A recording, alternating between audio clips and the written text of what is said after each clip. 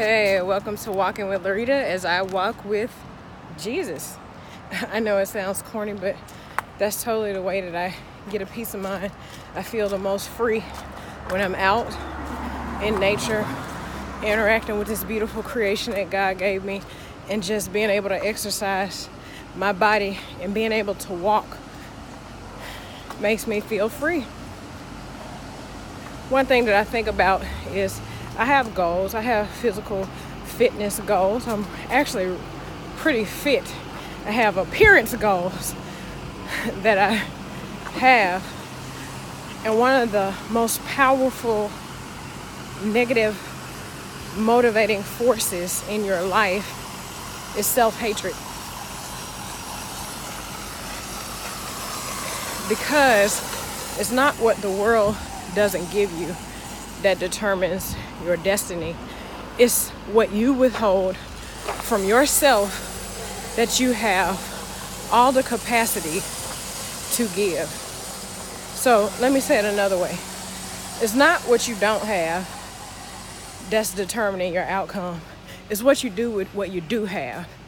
God gave you the ability to love yourself.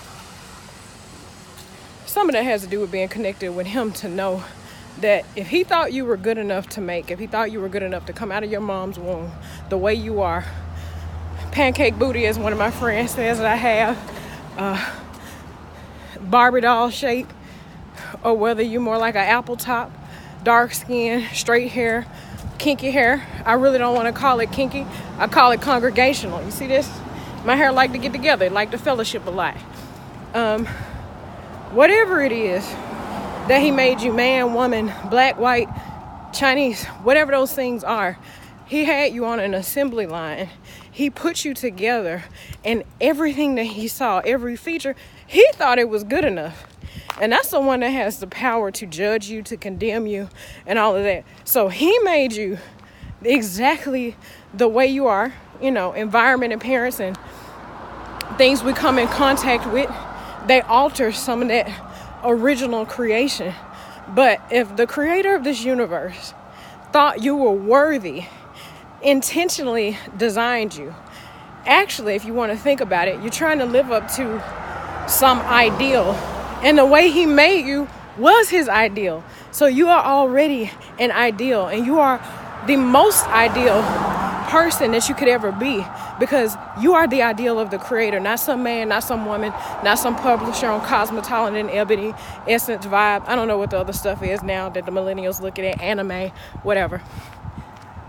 So if you could internalize that you are this ideal creation, you may have had some augmentation done to you throughout life. You may want to adjust some things that are actually adjustable in your life.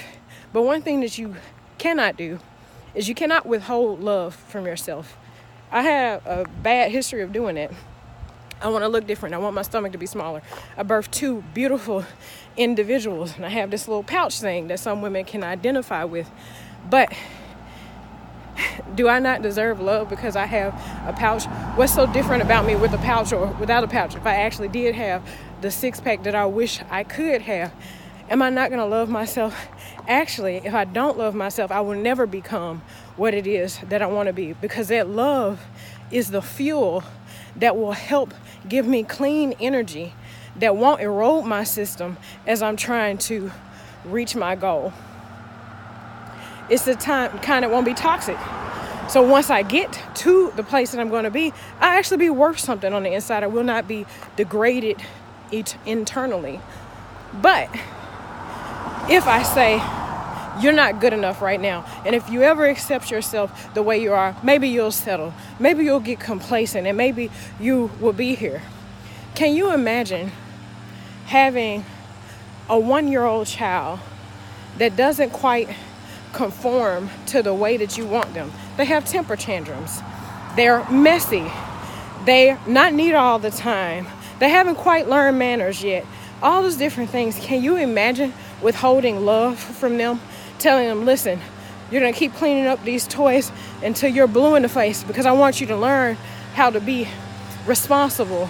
Or I'm not going to feed you because it looks like you gained 5 extra pounds over the last couple of days, you would be in court for abuse and neglect, because you are essentially withholding the very thing from that child, which is nurturing, support, acceptance, that allows them the courage to grow,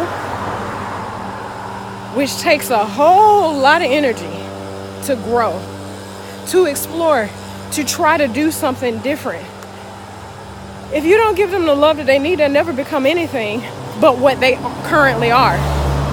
So whether it's a weight loss goal you have, whether it's a career goal you have, whether it's an attitude adjustment that the majority of us in this world so desperately need adjusting, a way that you think, love who you are.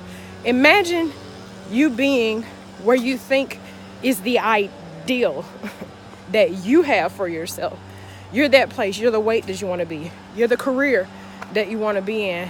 You have the attitude that you want to have. You manage to get the right relationships. You imagine that that person is worthy of love. So let's flip it. Everything that you think you would deserve if you've arrived, start giving it to yourself today. And see how much quicker and closer you get to those actual goals that you have in mind.